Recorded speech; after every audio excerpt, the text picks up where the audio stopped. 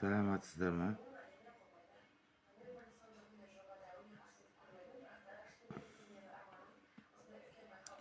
Жаңа салғам нөмірімді. Бірақ ойлап қоямын да, может рекке шығып кетсе деймін да, рек деген бағанағыдай әлемге шығып кетсе деймін да. Атын шықпаса жер өрте дейді ғой. Енді мен мына екінші телефон жаңа қарасам тым көрінбейді екенмін да. Бір жыл болды ғой енді. Ауырғаныма емес. Бір жылда адам ауырмай тұрмайды ғой. Оны неге айтайын айтқым келіп тұр. Қараңызшы мына. Құран тұр менде. Бір 2020 теңгеде сокращение болдым. Содан бері тұр Құран. 5 жылда. Ал бұрын жұмыста болғанда наоборот оқитын едім. Ал мен қазір тағы да бір ағайындар бар шығар оқырмандар мен сияқты. Ауырғанда тек қана еске аламыз екен Құранды. Алла тағала бізге сынақ береді. Алла тағала беріп қойған екен. Біреу мүгедек болуға, біреу не беруге, біреу не андай болуға. Бірақ Алла тағала, Аллаға ешкім Аллаға мұқтажбыз біз. Алла ешкімге мұқтаж емес. Бір естеріңізде болса бір видео тыңдап жүрген боларсыздар. Мен де тыңдадым оны. Аллаға керек болыпты дейді. Менің әкем, менің анам дейді. Сөйтіп шығарыпты ана Жандос деген. Оған мен айттым Жандосқа. Бірақ әрбір ақынның өзінің несі бар ғой енді. Тыңдамайды, анау мынау деген сияқты. Жақсы. Енді айтайын дегенім, мен емделейін деп едім, космикол жазып қоямын. Бірақ ол ана менің служактарыма әскерлес, менің бұрынғы плотник ополчик жұмыс істеген CCP-де жүрген ағайындарға, мен танитындарға тамақ ісіп кетті. Сен бүйтіп жамылып отырсың. Жаңа тамақ ішіп отыр едің ғой, жаңа қытырып отыр едің ғой деген азаматтарға, оларға мен шешем қазір жаңа тек қана мына 1 қараша сағат 13 әбетшкен жоқпын. Кешегі 31 қазаннан кешегі түнде ішкеннен іште. Сонан мен әлі ішпей, осы енді сағат 21 көрсетейін өтірік болмау үшін. 20:02. Көрініп тұр ма? 20:12. Коля Алексеевич, осы парақша менікі. Мынау қазір көрінбейді да, мен сіздерге былай көрсетейін да. Коля Алексеевич, міне. Коля Алексеевич менің парақшам. Достар, жаңа салдым мына видеоны. Сол видео көрінбейді екен. Көрінбегесін анық етіп түсіріп, менің рекке шығып кетіп жатсам, Ресейге барайын деп едім. Туған ағам. Қайдағы Ресей? Ташкентке барып көшейші дейді. Мен әскерде болған жерім ояқ. Кім Ташкентте емделді? Хабарласыңыздар, нетіңіздер. Мен қазір шамалдан кейін айттым ғой. Алла сынақ береді бізге. Сол үшін біз мына Құранымызды оқимыз. Көрдіңіздер ма? Құран тұра, мен екінші Құраным тұр. Міне. Мына 8 мың қалдым. Бұл да тұр ал. Фих. Ал енді мұндай стол сатам. Мұндай стол. Туалет бар, әжетхана бар. Оны айтпай кетпеуіме болмайды. Неге десең, мен рекке шығып кетсем, ертең керек болады да. Кеше естіп жатқан барсыздар. Әркім әрбір жерде болады ғой. Өлім айтып келмейді, достар. Өлім айтып келмейді. Енді ойлаймын, осындай қателерге 40 күн бармапты екен. Неге десең, сол адамның айтқан адам жақында 40 болды да. Тағы бір кісі болды, 100 болды. Ол кезде де бара алмай қалдым. Отыра тұрыш, 1 сағат Құран оқыш десе, шауып барам.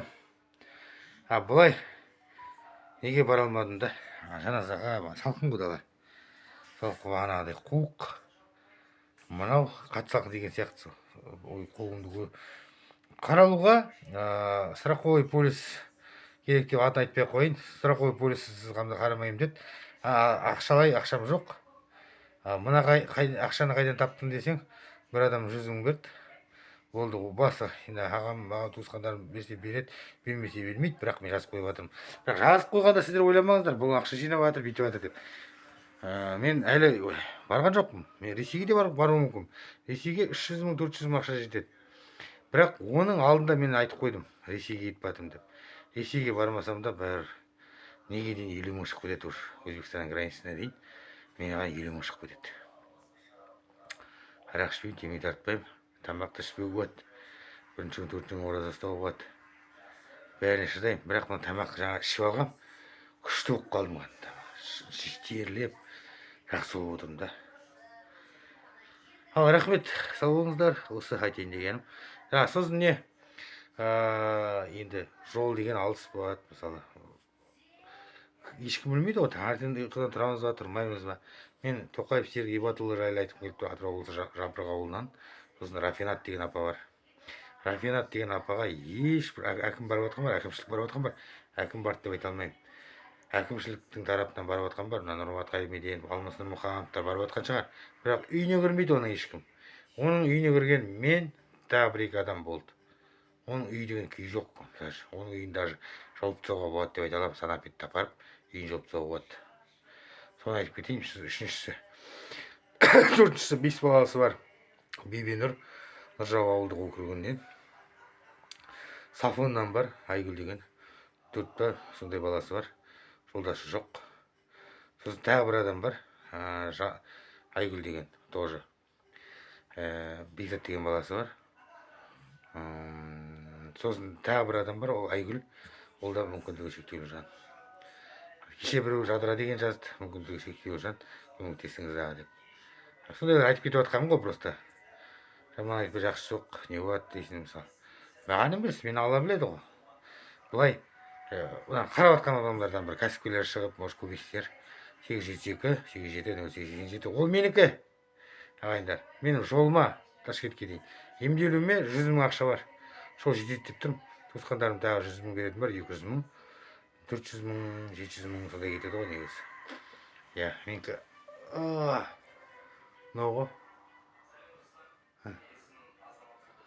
Дым жоқ. Қормайды. Мынау ауырады. Просто соқпаймын, мына жақта да ауырады да. Түрім өзгеріп кетті, көрдің ба? Рамон ауырады. Мына вот. Осыны тазалатып, егітті суытсайым.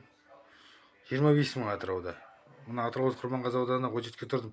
Очередке тұрып, еще аттан айтпай қой, звондағанда телефон көтермейді ғой. Барып очередке тұру керек та. Солай достар. Жаңылмайды, жа жоқ, сүрінбейді, я жоқ дейді. Құрысы ештеме болмай қойсын. Бірақ та енді туалет алатын болсаңыз, әжетхана болатын болсаңыз, жер стол алатын болсаңыз, немесе бала ат қою рәсімі болатын болса, айтыңыздар. Қазір емес енді, жазылып алғаннан кейін бара аламын, көмекті саламын. Қараған ақшаны, аз ақша сұрамаймыз. Жаназадан кейін адам жаназада ақша алмайды. Сосын жаназадан қоюға барамыз, қоюға барғанда да ақша бермейді негізі. Қабір басындағыларға береді жалпы. Сосын үйден тамақ ішілмейді. Солай, соны қосып кеткім келіп тұр, рекке шығып кететін сияқты что-то. Аман-таулық, еліміз аман, жұртымыз тыныш болсын. Каспий экранда көмектесемін десеңіздер, хабарласыңыздар. Ташкентке бірге барам десеңіздер, Ташкентке бір барып қайтайық. Еліміз аман, жұртымыз тыныш болсын, аман-таулық. Мына көріп жатқан Ташкент, Өзбекстан бұрында бірге жұмыстас, Амурда жұмыстас болған. Менің мына біздің ауылда Еркінбек Қалиевтің үйін салып жатқан өзбек ағайындар бар. Солар көріп жатсаңыздар, мені күтіп алыңыздар Ташкенттен деген сияқты үндеу жариялағым келеді.